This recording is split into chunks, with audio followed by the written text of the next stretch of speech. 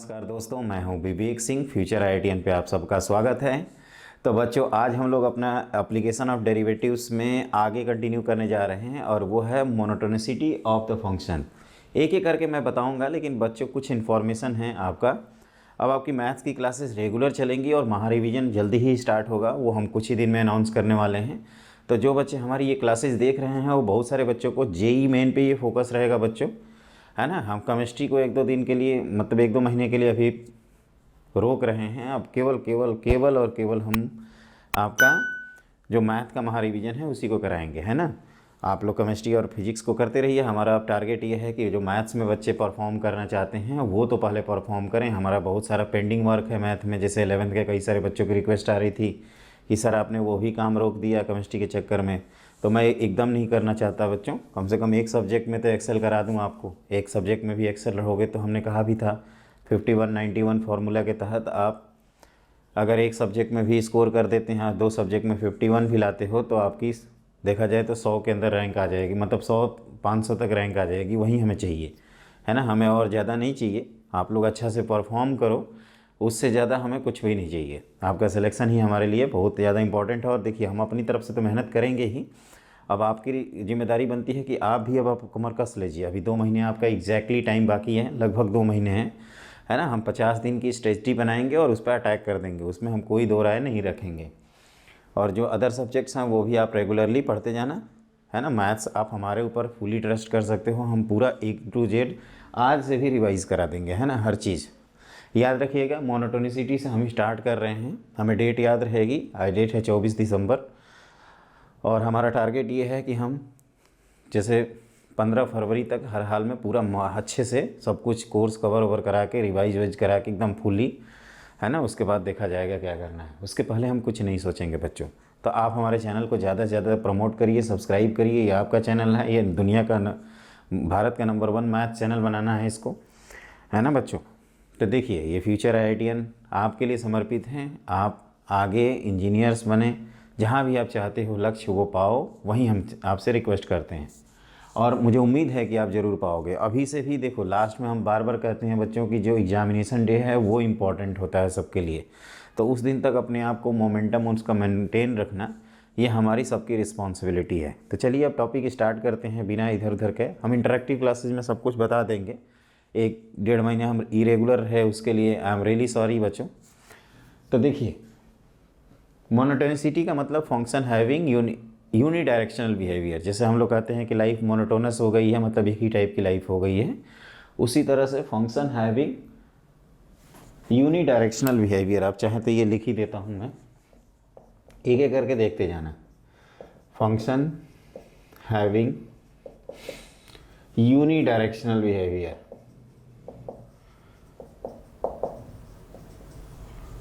Clear. तो इसमें क्या होता है ना, देखो जैसे कि हमने आपको टेंजेंट नॉर्मल के बारे में बता दिया था। जैसे कई बच्चे कह रहे हैं कि टेंजेंट नॉर्मल के बारे में और चीज़, तो मैंने सारे कॉन्सेप्ट बता दिए, हम सिर्फ क्वेश्चंस करना है। तो वो हम आपको जेई मेन के क्वेश्चन डिस्कस करेंगे ना, तो वो सब कुछ आ जाएगा, जेई मेन जे एडवांस के क्वेश्चन। तो देखिए, इसमें क्या होता है कि जैसे कई सारे पार्ट होते हैं। जैसे एक पार्ट होता है स्ट्रिक्टली इंक्रीजिंग फंक्शन, ये थोड़ा सा एक डिस्कशन का पार्ट है, इसको ध्यान रखना, क्योंकि यही सब चीज़ें स्टूडेंट भूल जाता है तो उसको प्रॉब्लम होती है ना। स्ट्रिक्टली इंक्रीजिंग फंक्शन का मतलब होता है कि अगर हम x को बढ़ाते जाएं तो y स्ट्रिक्टली इंक्रीज करता हो, मतलब कहीं कांस्टेंट भी ना हो, जैसे e की पावर x टाइप का। जैसे ये मान लीजिए x1 है, ये x2 है और ये x3 है।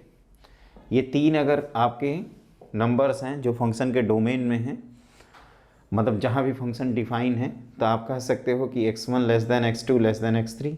This implies and implied by f of x1 less than f of x2 less than f of x3, है ना। यहाँ ये अगर दिया हो तो ये हम स्ट्रिक्टली इंक्रीजिंग तभी बोलेंगे जब ये होल्ड करेगा। और ये चीज़ें ध्यान रखना, फंक्शन ब्रेक नहीं होना चाहिए। तो ये पहला टाइप है स्ट्रिक्टली इंक्रीजिंग फंक्शन, समझते जाना इसको। एक चीज़ बच्चों हमने आपको अभी से दिखा दूं कि जैसे कहीं भी टेंजेंट ड्रॉ करोगे तो यहाँ पे टेंजेंट हमेशा एक्स एक्सिस के साथ एक्यूट एंगल बनाएगा। एक्यूट एंगल का मतलब कि जो उसका टैन थीटा है वो हमेशा क्या आएगा, पॉजिटिव। तो ये पॉइंट है आपका, दूसरा है आपका increasing function, this is increasing function. Increasing function मतलब कि अब हमारा जो ये y equal to F of x है, इसको लिखते जाना, this is y equal to F of X, ये x एक्सिस, ये y एक्सिस, ये ओरिजिन, ये सब बनाते जाइएगा आप। तो इसमें क्या होगा कि फंक्शन इंक्रीज तो करेगा, कांस्टेंट भी हो सकता है ऐसे। जैसे हम लोगों ने बहुत सारे ग्राफ देखे हैं, तो y equal to F of X, तो यहाँ क्या है कि x1 less then x2 less then x3 है ना। तो आपका हम एक ही तरफ एरो लिखते हैं, f of x1 less than or equal to F of x2 less than or equal to F of x3, मतलब ये इक्वालिटी भी हो सकती है यहाँ पे। क्लियर। तो स्ट्रिक्टली इंक्रीजिंग मतलब कि इक्वालिटी यहाँ होल्ड नहीं करेगी और फंक्शन स्ट्रिक्टली बढ़ता जाएगा। इंक्रीजिंग या इसको कहते हैं हम लोग नॉन डिक्रीजिंग, नॉन डिक्रीजिंग भी कहा जाता है कहीं कहीं। तो नॉन डिक्रीजिंग का मतलब फंक्शन अब इंक्रीज नहीं करेगा, या तो कांस्टेंट रहेगा या तो बढ़ता जाएगा। मैंने क्या बोला, पॉइंट क्या बोला, तो कहोगे कि फंक्शन या तो इंक्रीज करेगा या तो कांस्टेंट होगा, डिक्रीज नहीं करेगा। Point to be noted, decrease नहीं करेगा। तो आपको दो अभी तक मैंने बताया, स्ट्रिक्टली इंक्रीजिंग मतलब x को बढ़ाएंगे तो y स्ट्रिक्टली बढ़ता जाएगा, y कांस्टेंट नहीं हो सकता। और सिंपली नॉन डिक्रीजिंग या इंक्रीजिंग का मतलब कि यहाँ पे y कांस्टेंट भी हो सकता है ना। जैसे हमने स्ट्रिक्टली इंक्रीजिंग पढ़ा है उसी तरह से स्ट्रिक्टली डिक्रीजिंग होता है और सिंपली डिक्रीजिंग होता है, तो उसको भी देख लेंगे, है ना। हम अलग अलग बना रहे हैं, आप भी ऐसे कॉपी में अच्छे से बनाते जाइए। अगर कुछ रियली लर्न करना चाहते हैं तो, और नहीं करना चाहते हैं तो भैया कथा कहानी की तरह सुनिएगा, है कि नहीं। लास्ट में तो हम लोग बोल ही देंगे, बोले बोले सत्यनारायण भगवान की जय, है ना, वो काम नहीं करेंगे। तो ये हो गया आपका। अब आप लिखिए नेक्स्ट पॉइंट। तीसरा होता है, जैसे कि मैं आपको बता रहा था, स्ट्रिक्टली डिक्रीजिंग फंक्शन। मतलब अब स्ट्रिक्टली डिक्रीजिंग का एक बार देख लेते हैं ग्राफ कैसा होता है। स्ट्रिक्टली डिक्रीजिंग फंक्शन, तो देखो इसमें क्या होगा कि ये इस तरह से छोटा छोटा बना देते हैं, है ना, ऐसे बनेगा ये y, ये x, और आप देख सकते हैं कि ये अगर function y equal to F of x है, ध्यान से देखिएगा बच्चों, तो x को बढ़ा रहे हैं तो y स्ट्रिक्टली घटता जा रहा है, इसीलिए इसका नाम पड़ा है स्ट्रिक्टली डिक्रीजिंग फंक्शन। और यहाँ पे हम टैंजेंट बनाएंगे तो हमेशा tangent obtuse angle with x axis बनाएगा। विथ एक्स एक्सिस कहने का मतलब होता है हमेशा with positive direction of x axis, that is the point. तो ये आप लिख सकते हैं x1 less then x2 less then x3, this implies f of x1 greater then f of x2 greater then f of x3, है ना। फिर fourth होता है इसमें, जिसको कहते हैं हम लोग डिक्रीजिंग फंक्शन। डिक्रीजिंग फंक्शन और नॉन इंक्रीजिंग फंक्शन, ये समझना है थोड़ा सा। एक चीज़ नोटिस करना, जब हम स्ट्रिक्टली इंक्रीजिंग लिख रहे थे तो ये इनइक्वालिटी का साइन चेंज नहीं किया था। जैसे F of x1 less then F of x2 less then F of x3, क्यों? क्योंकि x बढ़ाने से y भी स्ट्रिक्टली बढ़ता जा रहा था, और यहाँ क्या है, x बढ़ाने से y डिक्रीज कर रहा है, इसलिए इसको स्ट्रिक्टली डिक्रीजिंग कहते हैं। अभी हम सिंपली डेफिनीशन पढ़ रहे हैं, इस डेफिनीशन में डेरिवेटिव का कोई रोल नहीं है। डेरिवेटिव चाहे आए या ना आए उससे कोई फ़र्क नहीं पड़ता है। डेरिवेटिव जस्ट एक हेल्प करता है ना। जो फंक्शन डिफरेंशिएबल होते हैं उनके लिए हेल्प करेगा। ऐसा ज़रूरी नहीं है कि हमेशा फंक्शन डिफरेंशिएबल होगा, ये हम लोग ऑलरेडी जानते हैं। तो इसमें क्या होगा कि या तो फंक्शन डिक्रीज करेगा या कांस्टेंट होगा, ऐसे। तो आप ऐसे लिख सकते हैं, ये सब बनाते जाना। एक्स एक्सिस, ये वाई एक्सिस हम बार बार नहीं लिख रहे हैं, है ना। जैसे ये ओरिजिन, ये तो लिखा था मैंने कि y equal to F of X, तो आप x1 less then x2 less then x3 अगर है, ये कोई भी आर्बिट्री तीन एलिमेंट है जहाँ पे फंक्शन डिफाइन है, तो f of x1 greater than or equal to F of x2 greater than or equal to F of x3, ये पॉइंट आप ध्यान रखिएगा। फिर पांचवा पॉइंट होता है बच्चों कि नाइदर इंक्रीजिंग नॉट डिक्रीजिंग, ऐसा भी हो सकता है, neither increasing not decreasing, nor decreasing. तो इसमें क्या होगा, जैसे इस तरह से ग्राफ बन जाएगा, है ना। जैसे अपना साइन एक्स है, कॉस एक्स है, अगर इंटायर बात करें तो कहते हैं कि function neither increasing not decreasing. ये कुछ उसी टाइप से है कि आप जैसे कहते हो ना even function, odd function, neither even nor odd, उसी तरह का है। जैसे कई स्टूडेंट कहते हैं कि सर इसको इंक्रीजिंग एंड डिक्रीजिंग बोथ बोल सकते हैं, तो वो इसलिए नहीं होगा बच्चों। देखो जैसे इंक्रीजिंग एंड डिक्रीजिंग आप बोलते हो तो एक ही टाइम पे इंक्रीजिंग और डिक्रीजिंग का मतलब फंक्शन क्या है, कांस्टेंट रहना, वैसा तो है नहीं। तो बोथ वाला टर्म नहीं यूज़ करते हैं, यहाँ नाइदर नॉर बोल देते हैं। कह सकते हैं कि ना पहली कैटेगरी में है, ना तीसरी कैटेगरी में है, ना दूसरी या फोर्थ में, ना ये तो स्ट्रिक्टली इंक्रीजिंग है, ना स्ट्रिक्टली डिक्रीजिंग है, ना आइदर इंक्रीजिंग है, नॉट डिक्रीजिंग है, कुछ भी नहीं है, इन चारों में से तो कोई नहीं है।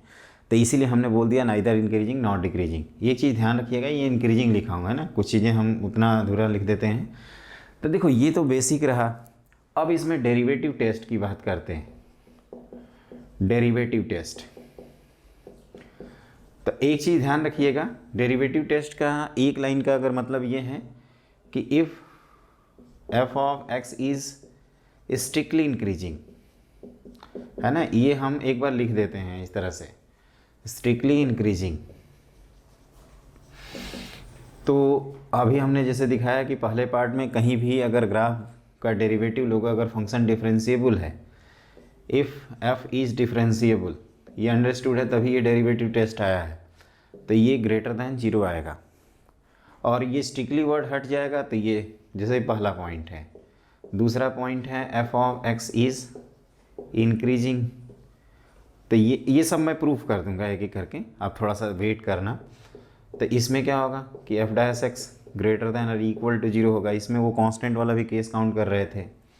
उसी तरह से f of x is strictly decreasing आ जाएगा। स्ट्रिक्टली डिक्रीजिंग मैंने देखा है, स्ट्रिक्टली उतना ज़्यादा वैल्यूबल टर्म नहीं रहता है, क्योंकि कभी कन्फ्यूज आज तक तो किया नहीं है ना। अगर कभी करेगा तो ये ध्यान रखिएगा कि ये जो नोटेशंस हैं उनके बारे में आप अवेयर रहिएगा, है ना। अगली चीज़ क्या होती है इसमें कि अगर F of x strictly decreasing है तो ये लिखा आपने। फोर्थ होता है कि f of x is simply लिखा हो डिक्रीजिंग, मतलब जिसमें कांस्टेंट टर्म भी हो सकते हैं। तो स्ट्रिक्टली इंक्रीजिंग में एक्यूट एंगल, इंक्रीजिंग में acute angle plus 0 angle, strictly decreasing में ऑब्ट्यूस एंगल। टैंजेंट की बात कर रहा हूँ, टैंजेंट की, तुम्हारे घर की बात नहीं कर रहा हूँ, अपने घर की बात नहीं कर रहा हूँ। ये किसकी बात हो रही है, टैंजेंट की, विथ एक्स एक्सिस जो एंगल है उसकी।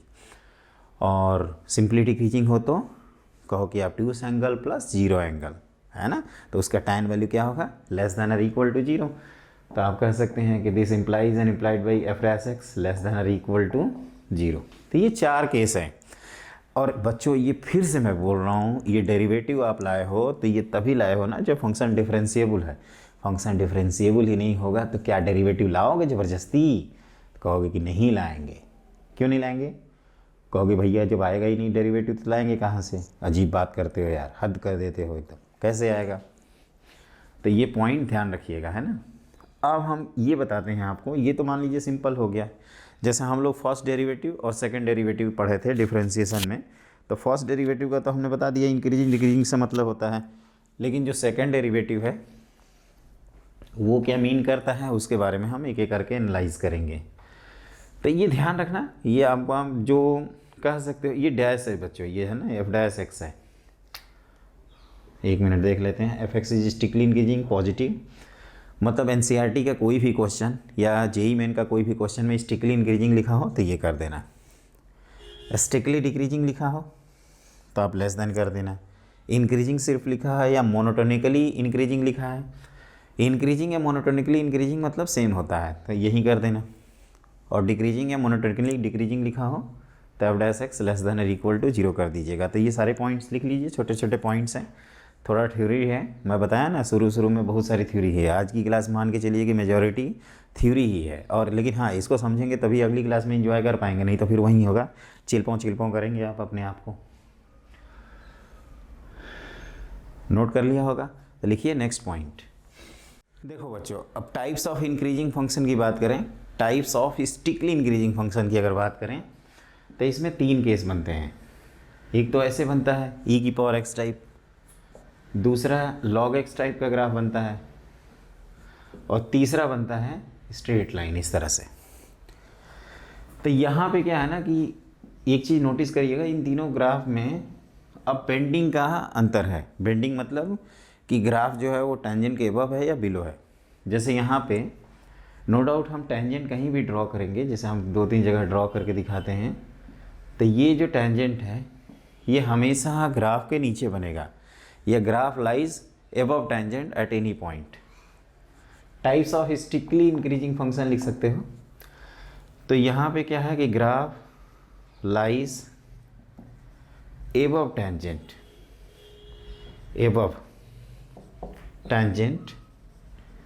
at any point, है ना। यहाँ पे तो ये पॉइंट है, कहीं भी आप देखोगे। अब यहीं पे सेकंड डेरिवेटिव का रोल आ जाता है, और यहाँ पे हम टेंजेंट कहीं भी बनाएंगे तो ग्राफ हमेशा नीचे लाई करेगा। तो graph lies below tangent at any point. ये सब ध्यान रखना, इस तरह से भी क्वेश्चन आ सकता है। और ये क्या है, टेंजेंट और स्ट्रेट लाइन है तो इसका टेंजेंट भी वही होगा। तो graph lies on tangent at any point. तो वैसे इनका डेरिवेशन भी होता है ना। ये तो हम लोग नोटिस करेंगे ही कि कहीं भी थीटा की बात करें तो तीनों केस में क्या होगा, एक्यूट एंगल बनेगा। मतलब अगर सेकंड डेरिवेटिव की बात करते हैं फर्स्ट केस में, dy बाई डी एक्स की बात करते हैं तो dy बाई डी एक्स तो देख रहे हैं कि ग्रेटर दैन 0 है। और इस केस में जो सेकंड डेरिवेटिव है जिसको मैं f डैश एक्स लिख देता हूँ वो भी पॉजिटिव आता है। इस केस में dy बाई डी एक्स तो आपका पॉजिटिव आता ही है, लेकिन जो सेकंड डेरिवेटिव है वो आपका इस केस में लेस देन 0 आ जाएगा। और तीसरा केस है f डैश एक्स क्या होगा, ये तो पॉजिटिव आएगा ही, लेकिन जो डबल डैश है सेकंड डेरिवेटिव ये आपका यहाँ पे 0 आ जाएगा।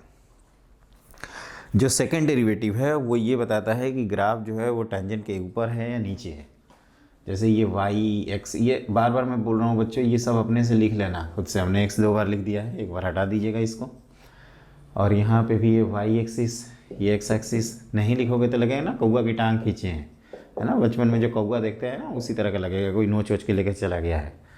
तो पहले केस में क्या है, ग्राफ हमेशा ऊपर है, दूसरे केस में ग्राफ हमेशा नीचे है, और तीसरे केस में ग्राफ और टेंजेंट भैया सेम है। तो इसका सिग्निफिकेंस क्या है, कैसे डिसाइड करेंगे कि इन तीनों में कौन है। तीनों को कहने के लिए तो स्ट्रिक्टली इंक्रीजिंग है, क्योंकि तीनों में जो टेंजेंट है वो एक्यूट एंगल बना रहा है। तो कहोगे कि सर इसके लिए आता है सेकंड डेरिवेटिव, तो हम एक को एनालाइज कर देंगे, और उसी तरह से आप दूसरे पॉइंट को भी देख लीजिएगा। तो ये अच्छे से नोट कर लीजिए, मेरे ख्याल से ये सब कुछ सही है। Everything is done, okay. लिखिए नेक्स्ट पॉइंट। अगला होता है दोस्तों types of strictly decreasing function. इनके भी देख लेते हैं। स्ट्रिक्टली डिक्रीजिंग फंक्शन, जानबूझ के हम स्ट्रिक्टली डिक्रीजिंग का टर्म यूज़ कर रहे हैं। तो आप कहोगे कि सर पहला केस यही होगा कि जब ग्राफ जो है वो टेंजेंट का हमेशा क्या रहेगा, ऊपर, है ना। स्ट्रिक्टली डिक्रीजिंग है बच्चे, ध्यान रखिएगा। दूसरा केस इस तरह से डिक्रीज करा सकते हैं, और तीसरा इस तरह से करा सकते हैं। इन तीनों में देख रहे हैं कि जो टेंजेंट है किसी भी पॉइंट पे वो हमेशा ऑब्टयूज एंगल बनाएगा, है कि नहीं। ये जो बीटा है वो हमेशा क्या है, ऑब्टयूज एंगल है। यहाँ पे भी आप बीटा ड्रॉ करने की कोशिश करोगे तो ऑब्टयूज एंगल बनेगा। देखो हम सही से नहीं बना रहे हैं, आप सही से बनाइएगा बच्चों। इसको रुको, हम अच्छे से मिटा देते हैं। देखो थोड़ा आगे चला गया बीटा। तो आप कह सकते हो कि ग्राफ वहीं लाइज एबव टेंजेंट, ये पूरा लिख लीजिए। Graph lies above tangent at any point, graph lies below tangent at any point, graph lies on the tangent at any point, है ना। तो इसके लिए क्या होता है कि हमने दिखाया कि जो फर्स्ट डेरिवेटिव है वो हमेशा क्या आएगा, नेगेटिव। और इसका हमें प्रूव करना है कि सेकंड डेरिवेटिव पॉजिटिव कैसे आएगा, यही तो पॉइंट है इसमें। इसके लिए फर्स्ट डेरिवेटिव आपका नेगेटिव आएगा, और जो सेकंड डेरिवेटिव है वो भी नेगेटिव आ जाएगा। y डबल डैश लिख देता हूँ।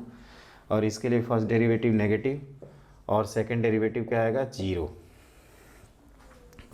तब आप कह सकते हो कि for increasing and decreasing function, increasing and decreasing function, ये हमने कोई भी प्रूफ नहीं कराया है ना। आप पूछ सकते हैं कि सर प्रूफ तो नहीं बता रहे हो, खाली रटवा रहे हो और हमें बुड़बक बना रहे हो। तो ग्राफ लाइज एबव टेंजेंट अगर रहेगा, टेंजेंट एट एनी पॉइंट, तो क्या लिख दोगे इसको? तो कहोगे सर इसको लिख देंगे सेकेंड डेरिवेटिव की वैल्यू हमेशा पॉजिटिव, और ग्राफ लाइज, पूरा लिख देता हूँ नहीं तो आप भी ऐसे ही खींच देंगे, below tangent at any point d2y/dx2, तो ये आपका आ जाएगा लेस दैन 0। मतलब इसमें हमेशा, छोड़ो इसको, अब तो ये तो बना ही दिया। अब देखो हमने इन्फॉर्मेशन केवल दी है, कहोगे कि प्रूफ नहीं बताया है सर, ये गलत बात है। जब तक आप प्रूफ नहीं बताओगे तब तक हम कैसे आप पे यकीन करें? क्यों यकीन करें? प्रूफ तो बता दो। तो चलो अब प्रूफ करते हैं। प्रूफ बहुत सिंपल सा है, लल्लू छाप है प्रूफ, एक बार अच्छे से देख लीजिए बस। और हम चाहते हैं बच्चों कि मैथ्स में आप फोड़ें, है ना। हमारी और कोई तमन्ना नहीं है, बस ये है कि मैथ्स में आप हाईएस्ट स्कोर लाएं, इंडिया के बेस्ट जो स्टूडेंट हैं, है ना। अभी रिसेंटली हम लोग रामानुजन की हैप्पी बर्थडे मनाए थे, वो हम आपसे शेयर नहीं कर पाए थे, एक दिन हम एक्चुअली छुट्टी पे थे, एक जगह चले गए थे। तो मैं आपसे रिक्वेस्ट करता हूँ कि उनकी जो बातें हैं, रामानुजन ने जो भी अपने मैथमेटिक्स में योगदान दिया है उन्होंने, उसको आप साकार करें और अच्छे से हैप्पी बर्थडे उनका सेलिब्रेट करें, और इस बार फोड़ें जेईई के पेपर को। हम चाहते हैं कि मैथ्स में सबके पूरे में पूरे नंबर मिल जाएं। अब की बार 90 पार, है ना, 90% पार, चाहे कुछ भी हो जाए। और हम अपनी तरफ से तो मेहनत करेंगे ही बच्चों, गेंद तो आपके कोर्ट में है, आप कैसे खेलते हैं, है ना। मैं तो अपना काम कर ही दूंगा, अब देखना है कि आप कितना करते हैं। और हाँ, ये बात सही है कि हमने अभी तक प्रॉपर रिवीजन नहीं कराया है, तो उसका 1-2 दिन में इफेक्ट दिख जाएगा आपको, है ना। अच्छे से नोट कर लिए ये सब। तो लिखो नेक्स्ट पॉइंट। देखो मैं ये कह रहा था कि हमने ये अभी तक प्रूफ नहीं बताया है कि सेकंड डेरिवेटिव फर्स्ट डेरिवेटिव क्यों साइन इस तरह के शो करते हैं। तो हम लोग क्या करते हैं, कोई भी दो ग्राफ की एनालिसिस कर लेते हैं, है ना। जैसे मान लीजिए पहला ग्राफ की एनालिसिस करते हैं, थोड़ा बड़ा सा बनाएंगे, एक इस पार्ट के एनालिसिस कर लेते हैं भाई कि फर्स्ट डेरिवेटिव और सेकंड डेरिवेटिव क्यों पॉजिटिव आ रहा है इसमें, और एक वो दूसरा वाला केस बता देंगे। जैसे इसके लिए हम बता रहे थे कि फर्स्ट डेरिवेटिव भी पॉजिटिव, सेकंड डेरिवेटिव भी पॉजिटिव, वाई, एक क्वेश्चन मार्क होता है क्यों। तो देखो बच्चों ये है आपका। अब हम क्या करते हैं ना, कुछ पॉइंट सेलेक्ट कर लेते हैं जस्ट आपके समझाने के लिए। जैसे ए लिखा, बी लिखा, 5 पॉइंट ले लेते हैं, डी और यहाँ पे ई, और रफली आप भी टेंजेंट ड्रॉ करने की कोशिश करो। तो उसके लिए सबसे आसान तरीका होता है कि पहले हॉरिजॉन्टल लाइन बना देना, है ना, उससे आसान रहता है। फिर रेफरेंस लाइन टेंजेंट के तौर पे बनाएंगे इस तरह से। तो आप देखोगे तो यहाँ पे एंगल जैसे 5 डिग्री के आसपास है, यहाँ आप कह सकते हो 30 डिग्री के आसपास है, यहाँ 60 डिग्री के आसपास है, और यहाँ आप कह सकते हो 80 डिग्री, और यहाँ 85 डिग्री। समझना इस चीज़ को।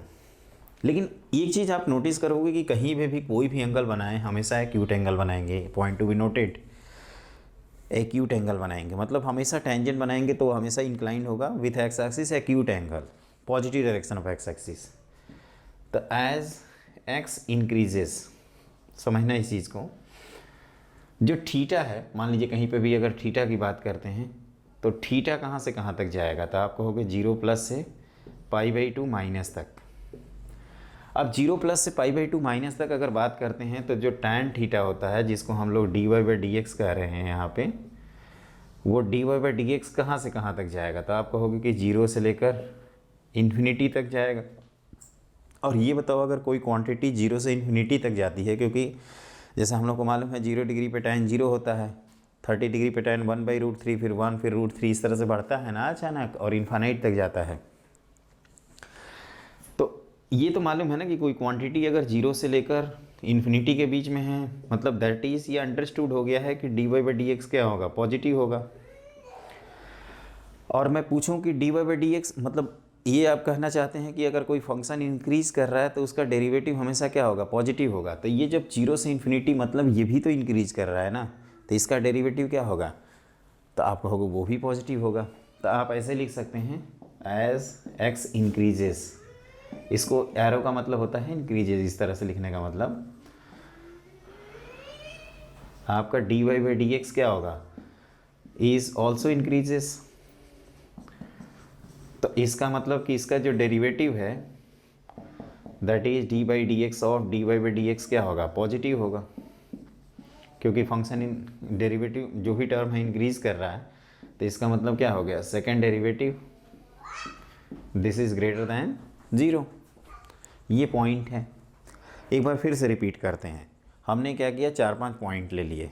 क्या लिया, हमारे साथ बोलो, तुम लोग भूल जाते हो ना और सो जाओगे फिर एग्ज़ाम हॉल में, तो कहोगे कि सर 4-5 पॉइंट लिए। फिर क्या दिखाना चाहते थे कि जो एंगल है टेंजेंट का अगर अप्रोक्सीमेटली करें तो वो 0 डिग्री से 90 डिग्री के बीच में वेरी करेगा। ये पहला केस है 6 डायग्राम में। तो आप कहोगे ठीक है सर। फिर हमने कहा कि tan थीटा लोगे तो पॉजिटिव आएगा। tan थीटा मतलब d Y by D x positive. तो ये पहला कंफर्म हो गया कि डेरिवेटिव पॉजिटिव आएगा। और डेरिवेटिव की बात करें तो वो भी तो 0 से इन्फिनिटी जाएगा बेटा। तो क्या, तो कहोगे कि सर फिर ये होगा कि डेरिवेटिव जब 0 से इन्फिनिटी जाएगा तो इसका मतलब डेरिवेटिव भी इंक्रीज़ करेगा, तो उसका रेट ऑफ मतलब उसका d Y by D x भी पॉजिटिव आएगा। वही हमने किया है ना। अब देखो ये आप इसको नोट कर लेना, हम चाहेंगे।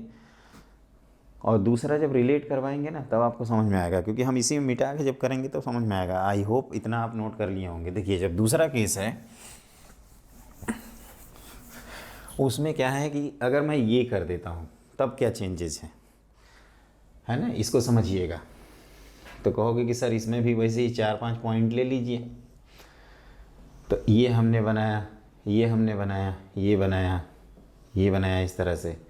तो ये 85 डिग्री मान लीजिए ये पॉइंट था, ये बी पॉइंट था 60 डिग्री के आसपास, ये सी पॉइंट था 50 डिग्री के आसपास, ये डी पॉइंट था मान लीजिए 30 डिग्री। तो यहाँ पे क्या है समझिएगा अंतर। एक चीज़ तो नोटिस करेंगे कि आप हमेशा ये एक्यूट एंगल ही बनेगा। तो अब यहाँ पे थीटा जो है अगर हम बात करें तो ये π/2 माइनस से लेकर 0+ तक जा रहा है, समझना, π/2 माइनस से 0+।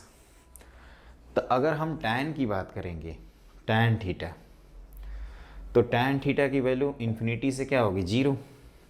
और ये तो अंडरस्टूड है ना कि tan थीटा अगर इन्फिनिटी से 0 है मतलब tan थीटा क्या है, पॉजिटिव है। तो ये तो डेरिवेटिव पॉजिटिव है। बट इस केस में, इन दिस केस आप कह सकते हो कि x को इंक्रीज़ करने से tan थीटा भी अपना क्या है, डिक्रीज़ कर रहा है। That is D by D X of tan theta.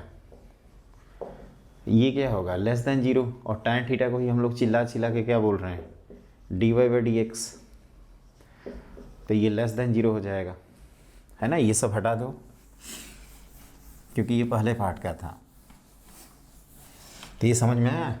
That is second derivative क्या हो गया, लेस दैन 0। इसी तरह से तो है सबका। तो पहले पार्ट का जैसे एक्सपोनेंशियल फंक्शन का फर्स्ट डेरिवेटिव भी ग्रेटर दैन 0, सेकेंड डेरिवेटिव भी ग्रेटर दैन 0। ये समझिएगा लेस दैन 0 होगा, नॉट 0 होगा। तो ये पॉइंट ध्यान रखिएगा। और तीसरे केस में क्या होगा, ये कांस्टेंट सभी एंगल बन जाएंगे, लेकिन एक एक्यूट एंगल बनने के कारण फर्स्ट डेरिवेटिव तो पॉजिटिव कर देंगे, लेकिन tan थीटा में कोई वेरिएशन नहीं होगा तो उसका डेरिवेटिव क्या होगा, 0 हो जाएगा। समझ में आ गया। अब मैं लास्ट के 2 केस बता देता हूँ, क्योंकि देखो बच्चों ये छोटी छोटी केसेज हैं। अगर इसी को मैं स्किप कर दूंगा तो आपकी थ्योरी उड़ जाएगी, तो वो मैं स्किप नहीं करूँगा चाहे कुछ भी हो जाए। क्या होगा, 4 क्वेश्चन कम करेंगे आज की क्लास में, लेकिन कंसेप्ट तो सीख जाएंगे। पता चला कल भी परेशान है, फर्स्ट डेरिवेटिव क्या कर रहा है, सेकंड डेरिवेटिव क्या कर रहा है, थर्ड डेरिवेटिव क्या कर रहा है, ऐसे सोचने लगोगे। तो ये हमने लिख दिया है ना। अब लिखो नेक्स्ट पॉइंट, ये नोट आउट कर लेना अच्छे से। अब अगले 2 पॉइंट का हम सोचे हैं कि एक साथ दिखा देते हैं ताकि आपको रिलेटिव समझ में आए क्या डिफरेंस है। अब देखिए फोर्थ, मतलब अगला केस हमने इसको बनाया था ऐसे, क्लियर। फिर एक केस मैंने ऐसे बनाया था। रिलेटिवली समझेंगे ना तो समझ में आ जाएगा। एक साथ एनालिसिस कर लेते हैं। इसमें क्या करते हैं, वहीं 4-5 पॉइंट लेते हैं, ए बी सी डी और ई। यहाँ पे भी ले लिया जाए ए बी, समझना, एक साथ समझोगे ना तो समझ में आ जाएगा। डी, अब 4 भी ले सकते हो, कोई ज़रूरी नहीं है कि 5 ही लेना है। अब यहाँ पे भी टेंजेंट बनाया जाए, टेंजेंट बन गया भाई। पहले तो हमने हॉरिजॉन्टल लाइन सिखाया था ना, जैसे जैसे सिखाया हूँ वहीं फॉलो करिएगा, उससे कभी दिक्कत नहीं होगी। ये एंगल।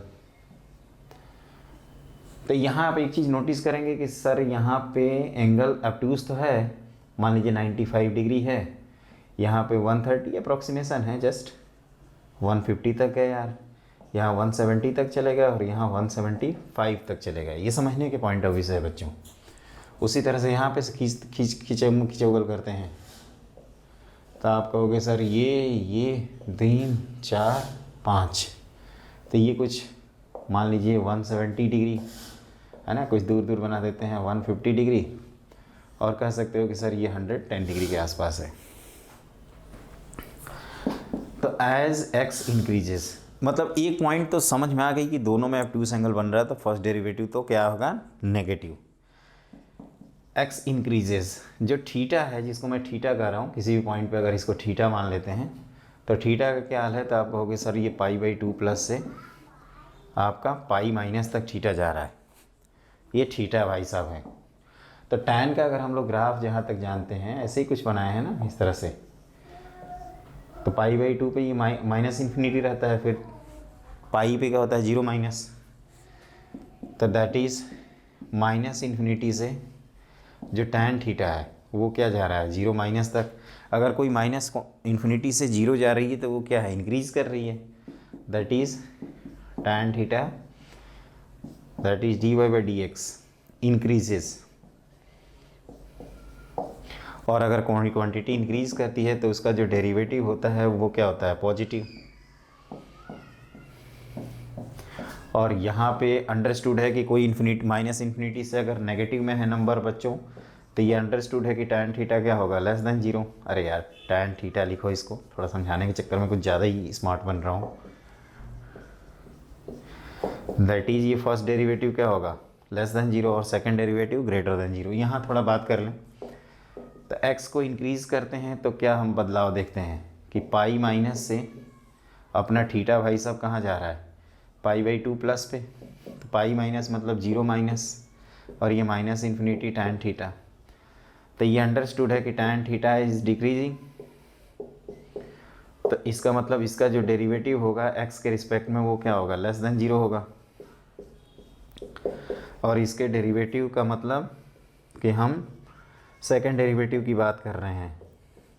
तो ये आप मेरे ख्याल से आपको समझ में आ गया होगा। ये बेसिकली एंगल का जो वेरिएशन है ना, उसके बेसिस पे हम लोग डिसाइड कर लेते हैं। और चारों केस में एक हमने और केस बनाया था इस तरह से, तो उसमें कह सकते हो कि सर टैन थीटा ऑब्ट्यूज तो होगा, सॉरी थीटा ऑब्ट्यूज होगा, इसकी वजह से जो फर्स्ट डेरिवेटिव है वो नेगेटिव आएगा, लेकिन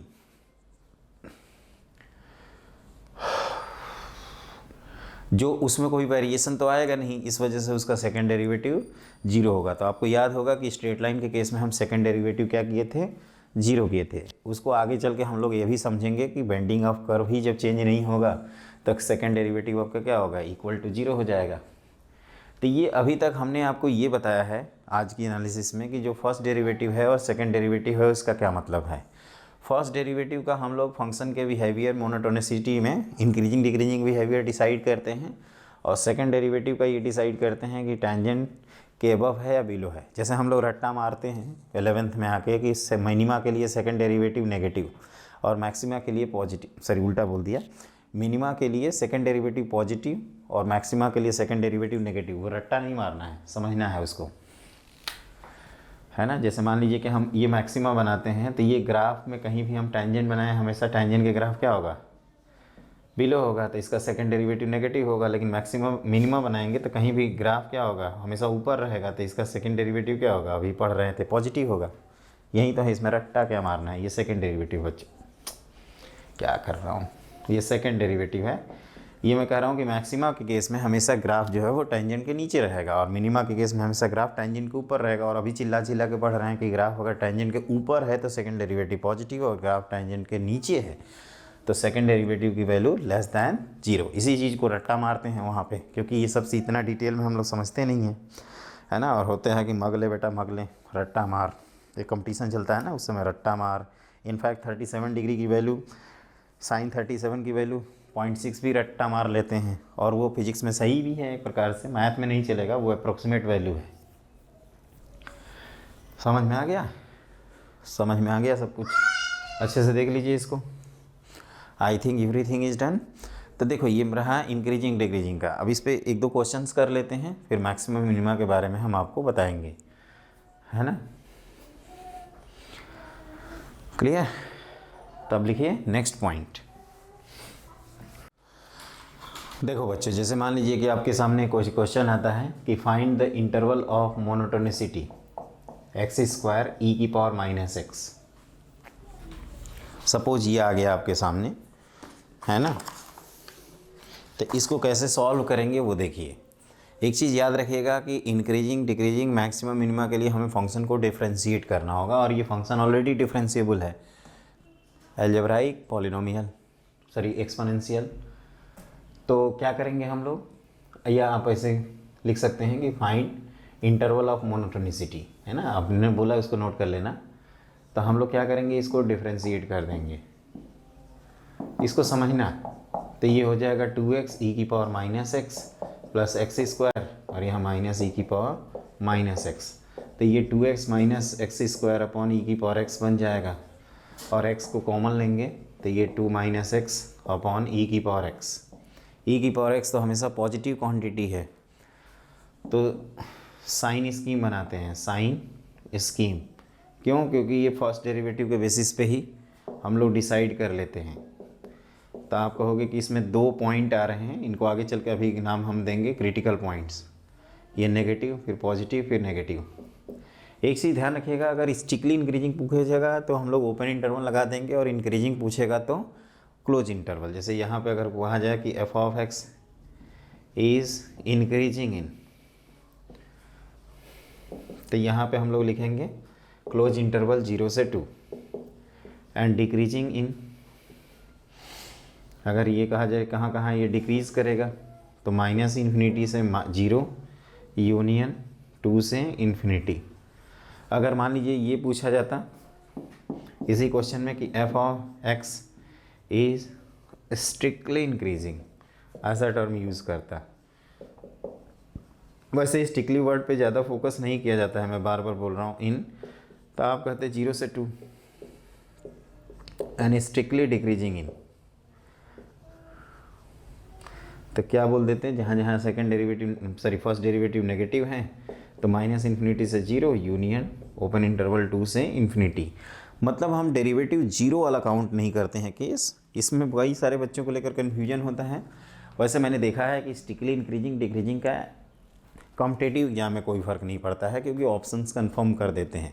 और जहाँ तक बोर्ड एग्जाम का सवाल है तो आप अलर्ट रहिएगा। स्ट्रिक्टली इंक्रीजिंग आए तो ओपन इंटरवल लगा दीजिएगा, सिंपली इंक्रीजिंग आए तो क्लोज इंटरवल लगा दीजिएगा। जहाँ पर डेरिवेटिव 0 हो रहा है उसको भी हम कंसीडर करते हैं, यही है। तो जैसे मैंने एक क्वेश्चन कराया है ना बच्चों, ऐसे बहुत सारे क्वेश्चंस हैं और आप आराम से कर सकते हैं, कोई बड़ी बात नहीं है इसमें। क्या होती है, बड़ी बात नहीं है। तो हम लोग मैक्सिमम मिनिमा को भी थोड़ा बहुत समझ लेते हैं, है ना। फिर इनके क्वेश्चन तो करते ही रहेंगे, इसके बहुत सारे अभी हमें क्वेश्चंस कराने हैं। तो f(x) लिखा, इसको डिफ्रेंशिएट किया, साइन स्कीम बनाया, फिर ये सब आता है ना जी। 2 के आगे ये क्या होगा, साइन स्कीम पॉजिटिव, सॉरी 2 के आगे क्या होगा, ये नेगेटिव आएगा टर्म। ये तो भाई सबको भूल ही जाओ। और 0 और 2 के बीच में दोनों पॉजिटिव की वजह से पॉजिटिव, और लेस देन 0 के लिए क्या होगा, ये नेगेटिव, और ये पॉजिटिव, तो नेगेटिव और पॉजिटिव का प्रोडक्ट नेगेटिव आएगा, है ना। तो ये पॉइंट नोट कर लीजिएगा, और ये बहुत आसान सा क्वेश्चन है। अब देखो इसी पे हम 4 क्वेश्चन करा दें तो आप कहोगे कि सर प्रैक्टिस करा दिए, और नहीं का एक और लिख ही लो भाई। आगे बढ़ने से पहले लिखो नेक्स्ट क्वेश्चन।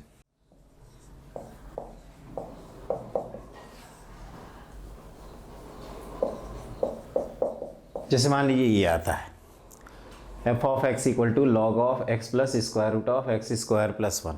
इसको डिसाइड करना है या इसका इंक्रीजिंग डिक्रीजिंग बिहेवियर निकालना है। तो हम लोग क्या करेंगे, फंक्शन को डिफ्रेंशिएट कर देंगे, इसमें इवन आउट करने के लिए भी आता है, कई बार यह है, अभी हम चेक करा देते हैं। तो log का 1/x plus square root of x square plus 1। वैसे इंटीग्रेशन पढ़े हैं तो ये किसका इंटीग्रेशन है हम लोग को याद ही रहता है। फिर यहाँ पे 1 और ये x upon square root of 1 plus x square या एक्स स्क्वायर प्लस 1, तो ये फाइनली आ जाएगा। और आप कह सकते हो कि ये सर हमेशा क्या आएगा, स्ट्रिक्टली ग्रेटर देन 0। तो एफ ऑफ एक्स इज़, आप इंक्रीजिंग भी बोल सकते हैं या स्ट्रिक्टली इंक्रीजिंग भी बोल सकते हैं। एक चीज़ ध्यान रखना, increasing is a super set of strictly increasing function. जब स्ट्रिक्टली इंक्रीजिंग रहेगा तो आप इंक्रीजिंग भी बोल दो, और लेकिन इंक्रीजिंग को आप स्ट्रिक्टली इंक्रीजिंग नहीं बोल सकते। स्ट्रिक्टली इंक्रीजिंग में हमने F dash x greater than 0 count किया था, और इंक्रीजिंग में क्या था, F dash x greater than 0 और इक्वल टू 0। मतलब इंक्रीजिंग एक बड़ा पार्ट है, ये चीज़ ध्यान रखिएगा। तो ये छोटा पार्ट आया तो हम बड़े पार्ट का नाम ले सकते हैं। आप स्ट्रिक्टली इंक्रीजिंग भी बोल सकते हो। मैं कह रहा था कि ये भी पहचानने को आता है कि एफ एक्स इवन है या ऑड है। तो हम लोगों ने ऐसा कुछ पढ़ाई किया है फंक्शन में कि f of minus x plus F of x का सम निकालो। अगर ये 2 टाइम्स एफ एक्स आ गया तो इवन, और 0 आ गया तो ऑड। तो एक बार करके देखते हैं। तो ये ln of x plus square root of x square plus 1 plus ln of minus x plus square root of x square plus 1, ये माइनस एक्स का स्क्वायर 1 ही हो जाएगा। तो ये कंबाइन करोगे तो ln ऑफ ये 1 बन जाएगा विच इज इक्वल टू 0। तो यहाँ से कंफर्म हो जाएगा कि एफ ऑफ माइनस एक्स की value minus times f of x है। That means f is an odd function, है ना। इतना आपको ध्यान रखना होगा। तो I think everything is done. तो ये मेरे ख्याल से इस तरह के सारे क्वेश्चंस आप कर सकते हैं। अब आप हेडिंग लिखिए, आज ही की क्लास में हम बता देते हैं। वैसे लिखिए definition of local maxima and local minima. लिखो नेक्स्ट पॉइंट।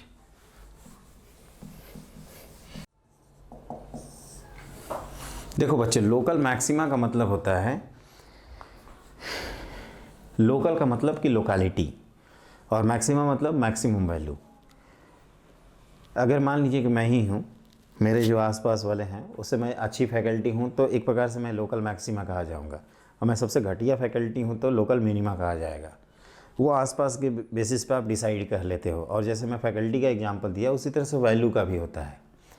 अगर सर्टेन नेबरहुड वैल्यूज़ में जिस पॉइंट पे हम चाहते हैं उस पॉइंट पे वैल्यू सब नेबरहुड से मैक्सिमम है तो उसको लोकल मैक्सिमा कहेंगे, और सब में वो क्या है, मिनिमम है तो मिनिमा कहेंगे। नेबरहुड का मतलब कि अब यहाँ पे हमारे पास प्लस पॉइंट है कि हम लेफ्ट हैंड नेबरहुड और राइट नेबरहुड लिमिट में पढ़ते थे माइनस ए प्लस, उस पर डिसाइड कर लेते हैं। तो आपको बस लेफ़्ट देखना है, राइट देखना है। अगर लेफ़्ट और राइट वाले से उस पॉइंट पे वैल्यू कम है तो आप मिनिमा कह दीजिएगा, और लेफ़्ट और राइट के जो नेबरहुड हैं उस पे वैल्यू अगर ज़्यादा है तो आप उसको क्या कह देना, लोकल मैक्सिमा कह देना। यही पॉइंट है। और अगर कुछ इस तरह का आप इस्टेब्लिश नहीं कर पा रहे हैं रिलेशन तो आप कह दीजिएगा नाइदर मिनिमा नॉर मैक्सिमा। और मैक्सिमा मिनिमा क्या है, मैक्सिमम मिनिमम का ही प्लूरल है। क्या मैंने बोला, maxima is the plural of maximum and minima is the plural of minimum. ये भी पॉइंट ध्यान रखिएगा। तो आपको यही चीज़ें देखनी है। और लोकल से ही आता है ग्लोबल लीडर। जैसे लीडर की बात करते हैं तो एक लोकल लीडर होते हैं जिसको छुटभैया नेता कहते हैं हम लोग, और एक होते हैं ग्लोबल, जैसे अपने मोदी जी है ना, इंडिया में ग्लोबल लीडर का काम करते हैं। तो ग्लोबल का मतलब होता है कि जैसे फंक्शन की बात करें, है ना, प्रैक्टिकली हम लोगों को नहीं इतना सोचना है, हम लोगों को क्या है कि पॉइंट पे सोचना है। तो अगर ए टू बी क्लोज इंटरवल है तो मैक्सिमम वैल्यू आपकी बीच में भी हो सकती है कहीं भी, और इन पॉइंट पे भी हो सकती है अगर क्लोज इंटरवल है तो। जैसे हम लोगों ने कंटिन्यूटी में पढ़ा था कि अगर डोमेन क्लोज्ड है तो रेंज भी क्लोज्ड होगा, और अगर डोमेन ओपन है तो रेंज क्लोज भी हो सकता है, ओपन भी हो सकता है। ये ऑलरेडी हम लोगों ने पढ़ रखा है। तो उस बेसिस पे ग्लोबल मैक्सिमा या एब्सोल्यूट मैक्सिमा क्या होता है, वो कह सकते हो it's a part of local maxima, local minima. जो ओवरऑल मैक्सिमम वैल्यू होती है उसमें सबसे ज़्यादा जो वैल्यू होती है वो हम लोग क्या कहते हैं, ग्लोबल मैक्सिमा। और ग्लोबल मैक्सिमा ज़रूरी नहीं है कि वो अचीव हो भी सकता है, नहीं भी हो सकता है, वो फंक्शन के बिहेवियर के ऊपर डिपेंड करता है। तो ये सारी चीज़ें सुनना चाहिए, क्योंकि हम तो लिखवाने को तो लिखवा ही देंगे डिफिनीसन में क्या है, एक लाइन की डिफिनीसन है, लेकिन फील आनी चाहिए अंदर से, वो फील आनी चाहिए बच्चों। जब तक फील नहीं आएगी ना तब तक कुछ नहीं होगा। कई कहते हैं यार पढ़ तो लिए फीलिंग नहीं आ रही है। अबे फीलिंग कैसे आएगी, अगला क्वेश्चन में तुम फंस जाओगे। और कोई एक अदर सब्जेक्ट तो है नहीं, या मैथ्स है बेटा, मैथ्स से ही सीखना होता है हर चीज़। क्वेश्चन जितना आप प्रैक्टिस करेंगे उतना आप सीखेंगे, वो तो हर सब्जेक्ट में रूल है, लेकिन मैथ्स में कुछ ज़्यादा ही है। तो इसको लिखा जाए, कैसे लिखें, तो ऐसे लिखिएगा, if there exist an interval a minus h2 a plus h in which f of a is maximum, then x equal to a is a point of local maxima. मतलब मैंने कहा कि अगर नेबरहुड इंटरवल में F A maximum है तो उसको local maxima कह देंगे। अब इसके कुछ पॉइंट्स बनाएंगे तो आपको समझ में आएगा। छोटे छोटे पॉइंट्स बना देते हैं, जैसे ये है, ए के राइट साइड लेफ्ट साइड में दोनों में वैल्यू ज़्यादा है, ये एफ एक्स लिखते जाना, ये आपका काम है। इस तरह से भी बना सकते हो, ये है पॉइंट। बहुत सारे पॉइंट्स हैं बच्चों, ऐसा कोई ज़रूरी नहीं है कि एक ही तरह से बनाएंगे, है ना। जैसे मान लो कि इस तरह का है, ऐसे हमने बना दिया, है ना, समझना इस चीज़ को। इधर भी बना दिया, इधर भी ज़्यादा, इधर भी ज़्यादा, सॉरी ये उल्टा बना दिया हमने, इसको उल्टा बनाया, इसको सही बनाते हैं। ये तो मिनिमा के एग्जाम्पल हैं। जैसे ऐसे कह सकते हैं, इधर भी कम और इधर भी कम बना सकते हो। तो ऐसे बहुत सारे पॉइंट्स बना सकते हैं, समझे। सबसे ख़तरनाक वाला तो ये है, इस तरह से आप बना दीजिए। ये IIT में पूछा भी गया है, इधर भी कम इधर भी कम, तो ये ये क्या हो जाएगा, मैक्सिमा का एग्जाम्पल। और एक चीज़ आप नोटिस करिएगा, ये जो मैं बना रहा हूँ इसमें क्या है कि हम कंटिन्यूटी डिफरेंशियबिलिटी का डिफिनीसन में कोई जिक्र ही नहीं किया गया है। तो फंक्शन डिसकंटिन्यूअस है या डिफरेंशिएबल है या नॉट डिफरेंशिएबल है या कॉन्टीन्यूअस है, कोई लेना देना नहीं है इस डिफिनीसन से। मतलब तात्पर्य क्या है, तो कहोगे कि तात्पर्य ये है सर कि जब भी आप डेरिवेटिव टेस्ट लाओगे मैक्सिमम मिनिमम डेरिवेटिव डिसाइड करने के लिए, तो इसका मतलब ऑब्वियसली फंक्शन क्या हो जाएगा, डिफरेंशिएबल हो जाएगा, है ना। तो ये लोकल मैक्सिमा का है। अब देख लो, इधर भी कम इधर भी कम, मैक्सिमा। ये देखो, मैं जैसे क्या होता था ना कि स्टूडेंट लोग बड़ा कन्फ्यूज होता है कि यार इसको कैसे कर दिया, इसको कैसे कर दिया, मतलब भांग खा के आए हुए हैं भोलेनाथ की नगरी में। तो देखो यहाँ पे हाथ रखो, इधर भी कम इधर भी कम, मैक्सिमा। फिर वही फीलिंग हमारे साथ करो, समझ में है। तो ये ध्यान रखना। अब इसी के कॉपी हो कर लो इसका छोटा भाई, लोकल मिनिमा। इसमें वैसे बहुत अच्छी अच्छी थ्योरी होती है इसकी। इफ़ देयर एग्जिस्ट, इसमें भी कॉपी कर लेते हैं। If there exist an interval,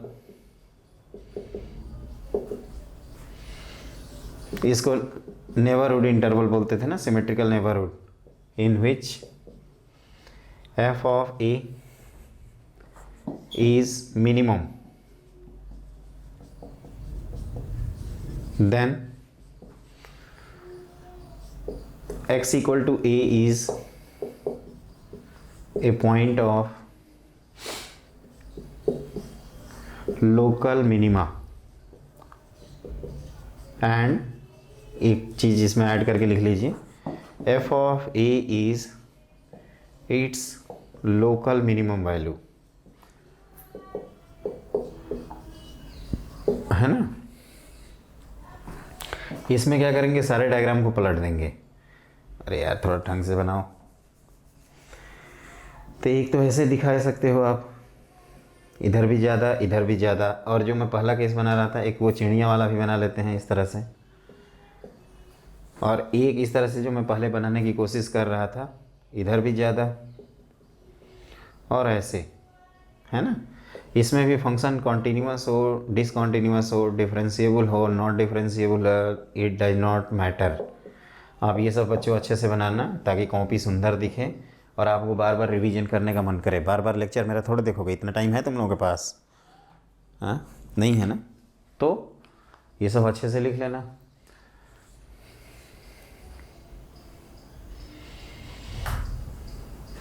एक चीज़ ध्यान रखिएगा इसमें कि पॉइंट ये है ना कि यूनिट सब अब और भी डायग्राम बना सकते हैं। टोटल हमारे ख्याल से 6-7 डायग्राम होते हैं। अब इसी में बहुत सारे किस्से जो होते हैं। कुल मिला के हमने पॉइंट ये बताया कि इधर भी कम, इधर भी कम, तो मैक्सिमा। यहाँ देखो, इधर भी ज़्यादा, इधर भी ज़्यादा, उधर भी ज़्यादा, उधर भी ज़्यादा, सब तरफ ज़्यादा, ऐसे सोच सकते हो, है ना। अब सवाल ये उठता है कि मैक्सिमा मिनिमा जो हम लोग पढ़ रहे हैं उसके लिए नेसेसरी कंडीशन क्या है और सफिशिएंट कंडीशन क्या है, ये हम आज ही लिखवा देंगे सब, ताकि अगली क्लास में केवल क्वेश्चंस करवाएं और आप हैप्पी रहें।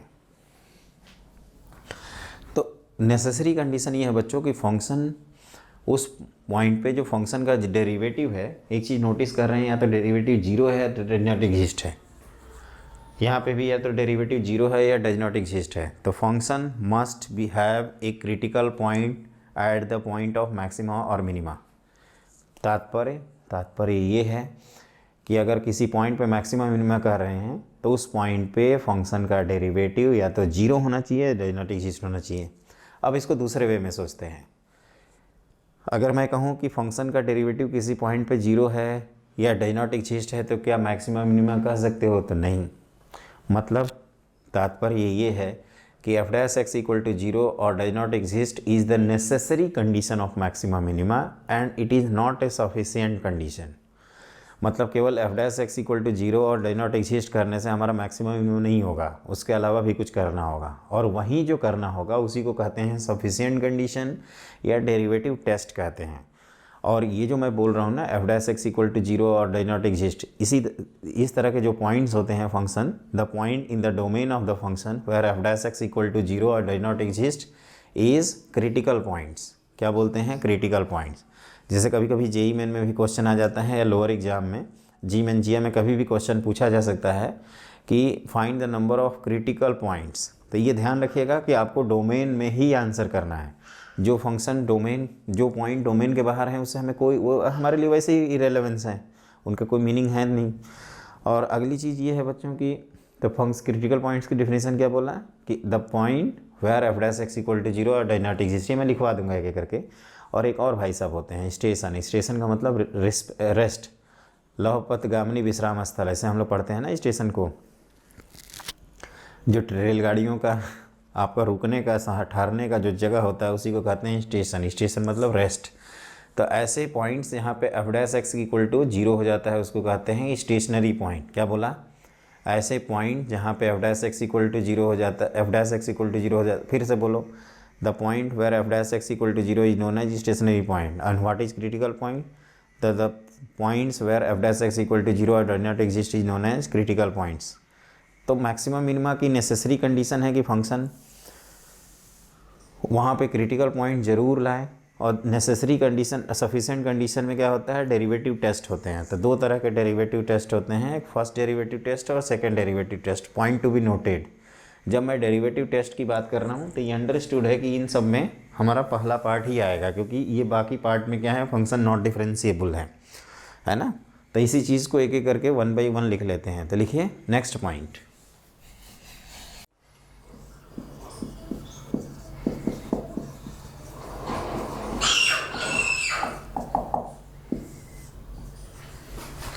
तो देखो इसमें क्या है, the points obviously in the domain at which f dash x equal to zero और does not exist are called critical points. ये जस्ट टर्मिनोलॉजी है। एक होता है आपका स्टेशनरी पॉइंट, ये सब बोर्ड वोर्ड में कभी कभी आ जाता है। एक्चुअली जेई मेन में क्वेश्चंस भी आते हैं जहाँ पे मैक्सिमम मिनिमम एग्जिस्ट करता है, अल्फ़ा बीटा निकलवाता है। आप देखना 4-5 क्वेश्चन मिल जाएंगे। तो अंडरस्टूड है कि यहाँ पे मैक्सिमम मिनिमम एग्जिस्ट करता है, उस पॉइंट पे डेरिवेटिव की वैल्यू 0 कर देंगे, उससे अल्फ़ा बीटा आ जाएगा। तो the points where f dash x equal to 0 is called stationary point.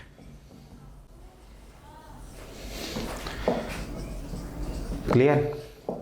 और एक होता है बच्चों यहाँ पे पॉइंट ऑफ इन्फ्लेक्शन, जहाँ पे मैक्सिमम मिनिमम ना हो, कभी कभार वहाँ पे पॉइंट ऑफ इन्फ्लेक्शन आता है। ये पॉइंट ऑफ इन्फ्लेक्शन क्या है, तो जहाँ पे सेकंड डेरिवेटिव अपना साइन चेंज करता है। The points where, the point लिख देता हूँ, where second derivative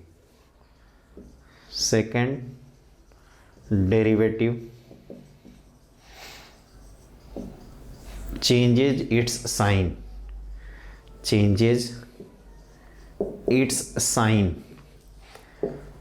is called point of inflection।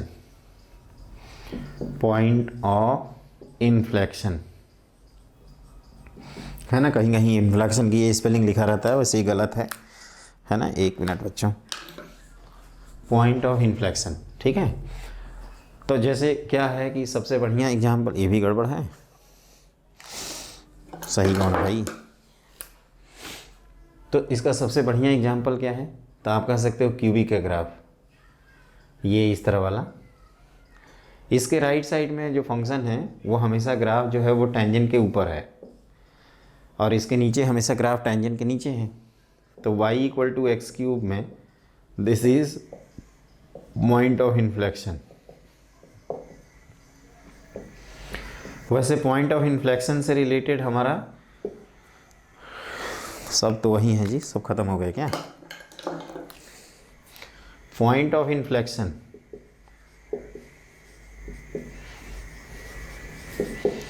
अगर कभी आए तो इसमें क्या करिएगा कि d2y अपॉन dx2 की वैल्यू 0 कर दीजिएगा, और जो थर्ड डेरिवेटिव है this is equal to not equal to 0।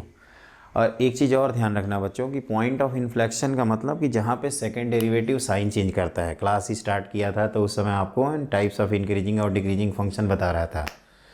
तो उसमें पॉइंट ऑफ इन्फ्लेक्शन में हमने ये सिखाया है कि जहाँ पे ग्राफ अपने बेंडिंग नेचर को चेंज करता है, जैसे y equal to x cube. अभी हमारा डिस्कशन, अभी हमने क्रिटिकल पॉइंट्स बताए, स्टेशनरी पॉइंट्स बताए, पॉइंट ऑफ इन्फ्लेक्शन बताए। क्लियर। तो इस बात को आप ध्यान रखेंगे। क्या ध्यान रखेंगे, कहोगे भी कुछ नहीं ध्यान रखेंगे, कुछ समझाओ तब नहीं ध्यान रखेंगे। कुछ समझाया आपने तो मैं क्यों समझूं।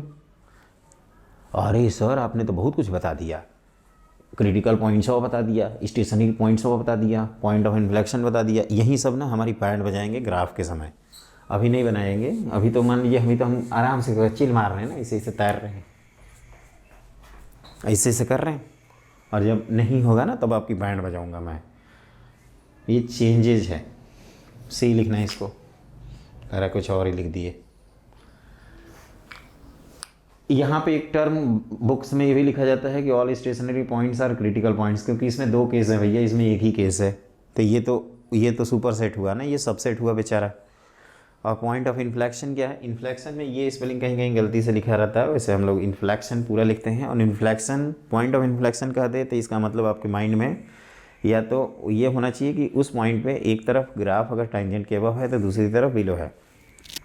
पॉइंट टू बी नोटेड बच्चों, पॉइंट ऑफ इन्फ्लेक्शन पे जो हमारा फर्स्ट डेरिवेटिव है ना वो 0 हो भी सकता है और नहीं भी हो सकता है। जैसे ये मैंने एक्स क्यूब का एग्जांपल लिया है, अगर ओरिजिन पे बात करोगे तो इसका डेरिवेटिव क्या है, 0 है। लेकिन ऐसे बहुत सारे केसेज हैं जहाँ पे आपका डेरिवेटिव 0 नहीं होता है। जैसे हमें मैक्सिमा से मिनिमा जा रहे हैं, तो ये अंडरस्टूड है कि पहले ग्राफ टेंजेंट के बिलो था, फिर ऊपर हुआ है, तो बीच में कहीं ना कहीं हमारा derivative second derivative sign change किया है, मतलब पॉइंट ऑफ इन्फ्लेक्शन आया है। लेकिन उस पॉइंट पे अगर स्ट्रिक्टली ऐसे डिक्रीज करते हुए गए हैं तो ये तो अंडरस्टूड है ना कि डेरिवेटिव तो 0 होगा नहीं। तो आप ये पॉइंट लिख लेना कि एट पॉइंट ऑफ इन्फ्लेक्शन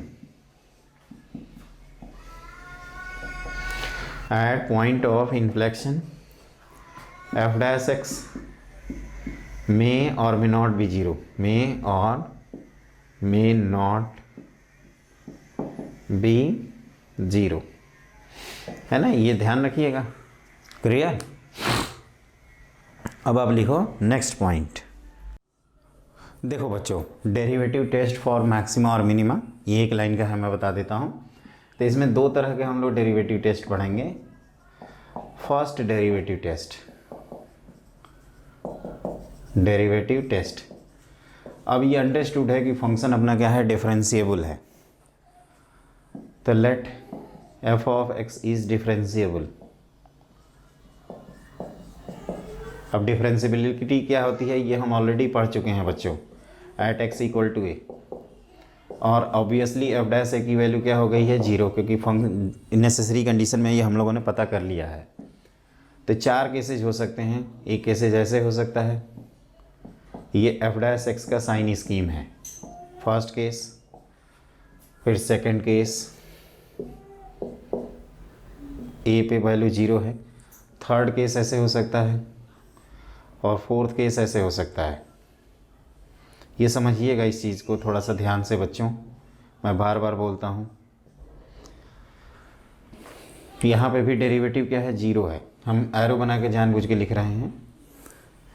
तो यहाँ क्या है, फंक्शन डिक्रीजिंग फिर इंक्रीजिंग, तो ये क्या होगा, minima, minima, decreasing increasing, increasing decreasing, maxima. और ये क्या होगा, neither maxima nor minima.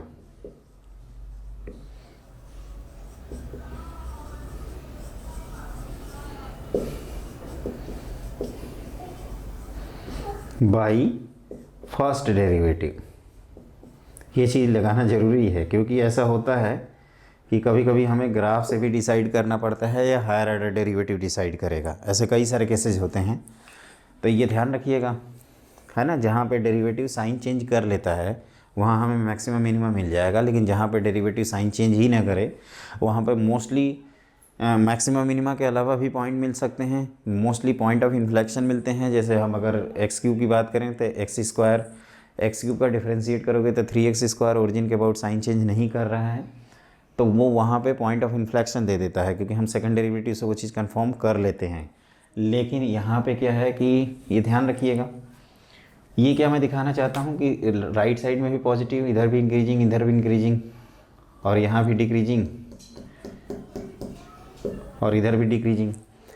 Derivative negative का मतलब बच्चों होता है फंक्शन डिक्रीज कर रहा है। ये कौन बताया तुम लोगों को? कहोगे सर अभी तो चिल्ला चिल्ला के बोल रहे थे शुरू में कि डेरिवेटिव नेगेटिव मतलब फंक्शन इंक्रीजिंग, डेरिवेटिव पॉजिटिव मतलब फंक्शन इंक्रीजिंग। सब तो यार बताया हो। नेगेटिव मतलब डिक्रीजिंग, पॉजिटिव मतलब इंक्रीजिंग। फिर से बोलो, नेगेटिव मतलब डिक्रीजिंग, पॉजिटिव मतलब इंक्रीजिंग। ओके, इसका मतलब आप लोगों को सब कुछ तैयार हो गया। तो ये तो कहोगे फर्स्ट डेरिवेटिव टेस्ट है, ये भैया सेकंड डेरिवेटिव टेस्ट का भी कुछ इलाज विलाज बता दो। और हम अगली क्लास में पहले हम क्वेश्चंस कराएंगे बच्चों, उसके बाद हायर डेरिवेटिव टेस्ट कराएंगे। तो ये हम मिटा रहे हैं आपके सामने ही, है ना। और उसके आगे लिखिए आप सेकंड डेरिवेटिव टेस्ट।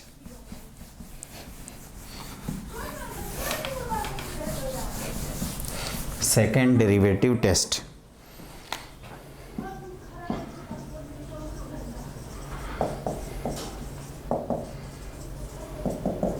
अब अंडरस्टूड है कि हम सेकंड डेरिवेटिव तक गए हैं।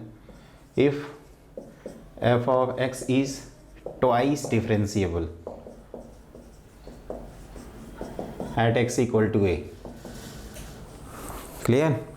और एफ डैश ए की वैल्यू क्या है, जीरो। तो हम लोग क्या करते हैं, एफ डबल डैश ए पे चले जाते हैं, और वो पॉजिटिव हो सकता है, नेगेटिव हो सकता है, और जीरो हो सकता है, क्योंकि एग्जिस्ट कर रहा है बेचारा। तो यही तीनों में से होगा। जब पॉजिटिव होगा मतलब हम ये दिखाना चाहते हैं कि इस तरह का ग्राफ है, मतलब मिनिमा। तो x equal to a is a point of minima, और x equal to a is a point of, इसमें ये दिखाना चाहते हैं ना कि ऐसे है कुछ, maxima is a point of maxima.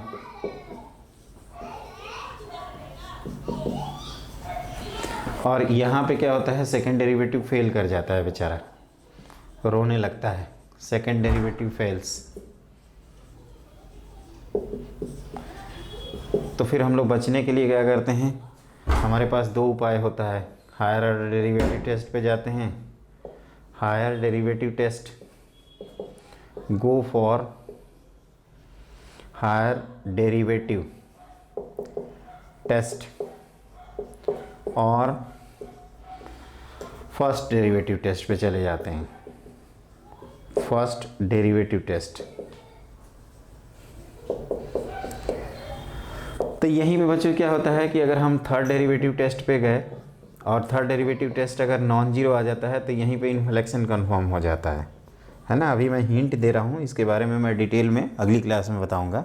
आज की क्लास वैसे थोड़ी लेंदी और थियोरेटिकल हो गई है और आप लोग बोर फील कर रहे होंगे, तो मेरी एक दो गुजारिश है आपसे कि ये अच्छे से पढ़ लीजिएगा, क्योंकि मैं बार बार लेक्चर नंबर 3 का याद दिलाऊंगा आपको, पूरे एओडी भाई। लेक्चर नंबर 3 अभी कर्व ट्रेसिंग करना है, मैक्सिमम मिनिमम में बताना है। तो जो आपका एनसीईआरटी बुक है ना, आप कह सकते हो कि जितना हमने अभी तक फार्मूला बताया है उसके बेसिस पे सारे क्वेश्चन सॉल्व हो जाएंगे। मैक्सिमम मिनिमम के क्वेश्चंस में वर्डिंग प्रॉब्लम में क्या करना है, आपको फंक्शन बनाना है। ज़्यादातर फंक्शन आपको दिया रहेगा। शुरू में कहते हैं ना, बनाया हुआ खीर मिलता है, फिर खीर बनाना पड़ता है, फिर खाना पड़ता है। तो फंक्शन बनाएंगे, फिर उसको डिफ्रेंशिएट करके जीरो से इक्वेट करेंगे मैक्सिमम मिनिमम के लिए, फिर डबल डिफ्रेंशिएट करेंगे, उस पॉइंट को रखेंगे, अगर पॉजिटिव आ गया तो मिनिमा, नेगेटिव आ गया तो मैक्सिमा। यहीं आपका सीबीएसई बोर्ड जो है या कोई भी बोर्ड एग्जामिनेशन में एक क्वेश्चन 4 या 6 मार्क्स का रिजर्व रहता है। तो इसमें यही करना है। हम एक दिन वो क्वेश्चंस भी सारे कराएंगे एनसीईआरटी स्पेशल। और आप लोग बच्चों परेशान मत होना, मैथ्स में मैथमेटिक करना है ना। हम एक प्लेस लिस्ट का नाम ही रख देते हैं मैथमेटिक, वो चीज़ ध्यान रखिएगा और आप अच्छे से करिएगा हर चीज़, है ना। मैं चाहता हूँ कि आप लोग बहुत अच्छे से करो और परेशान बिल्कुल मत होना। बस हमारी रिक्वेस्ट आपसे ये है कि कोर्ट मतलब गेंद आपके कोर्ट में है, मतलब रिवीजन करना आपका धर्म है। मैं रिवीजन करके मुझे एग्ज़ाम नहीं देना है बच्चों, मुझे जेई देना था 2006 में, मैंने दिया था, क्वालिफाई भी कर गया, आईटी बीएचयूसी इलेक्ट्रॉनिक्स में बीटेक भी कर लिया हूँ। अब वो आपका नंबर है और इससे आप बच नहीं सकते, पॉइंट टू बी नोटेड। तो आज की क्लास में बस इतना ही। हमारे चैनल को सपोर्ट करिए, सब्सक्राइब करिए, लाइक करिए, शेयर करिए और फटाफट अपने दोस्तों से शेयर करो। Have a great day.